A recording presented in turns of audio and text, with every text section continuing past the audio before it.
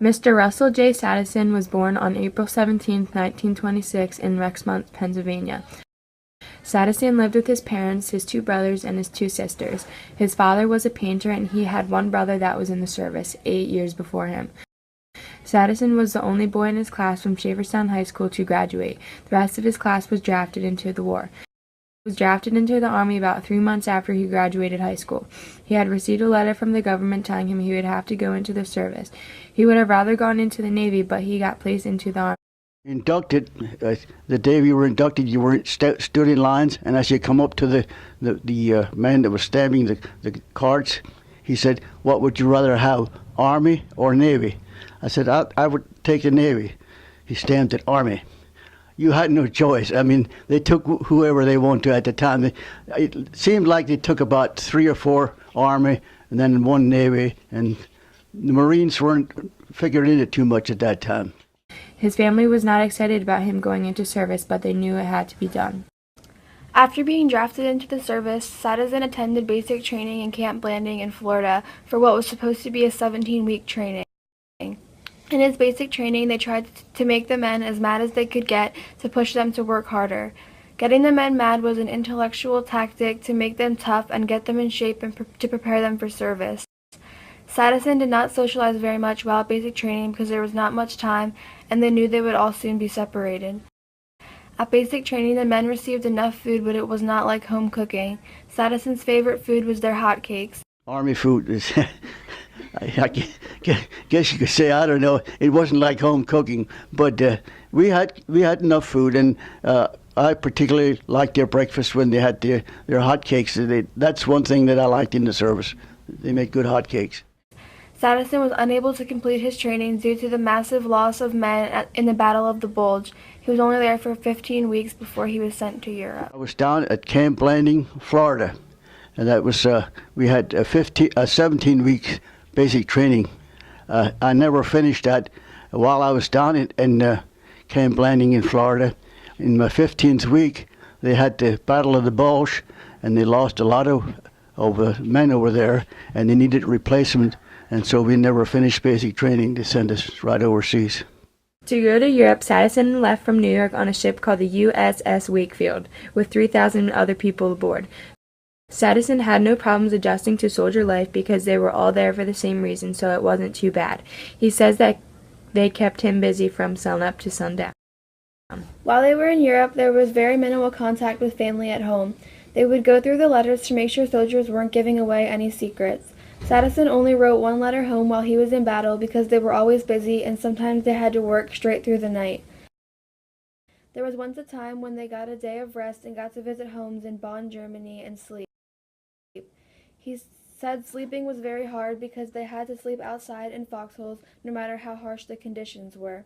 They didn't have good weather while in Europe. It was very cold. Right about the way it is here right now with snow. We had deep snow and cold, and you had to dig a foxhole in the hard frozen ground, which was hard to do. And by the time you got one foxhole dug, they say, "We're leaving, we're going to the next town," or something. So we were just on the go all the time. His unit, and that was his foxhole buddy. They worked together to dig their holes, carry supplies, and set up their camp. When I was introduced into it, I was in the middle of the night, and we went up through a field and coming up to the forest and come to a foxhole, and someone said, "Halt! Who goes there?" And it was my foxhole buddy. It was in there. I didn't know it at the time, and so they dropped me off there, and that's how I met him. And so he was my foxhole buddy, and we were good friends. I mean, but he got wounded about 2 days before I did. So, Infantrymen were known as the fighting soldiers. During the day, they would make their advances to take over towns and secure them.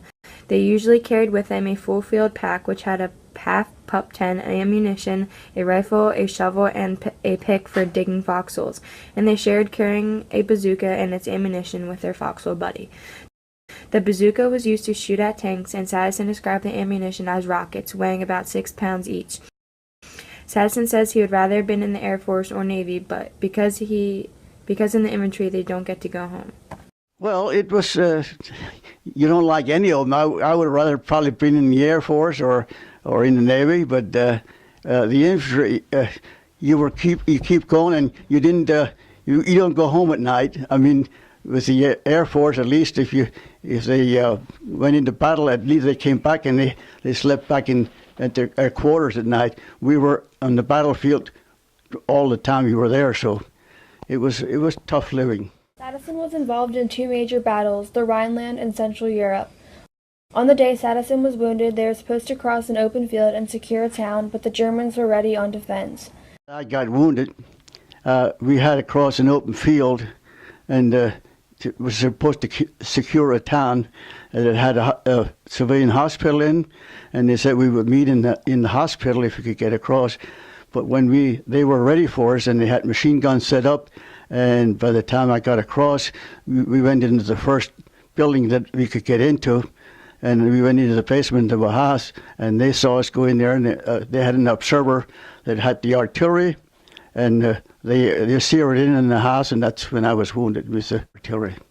Sattazahn says at the time he was wounded, he wasn't even thinking about trying to survive, and that he felt numb and in shock. Looking back, he realized he lost a lot of blood and probably would have died if a squad medic would not have been there to help him cover the wound. He was trapped in the basement of the house for about 24 hours, but because the squad medic was there to take care of him, he was able to stay alive until the morning when help finally arrived. He said that this was not the most painful thing he had ever experienced. Surprisingly, I've been in more pain already.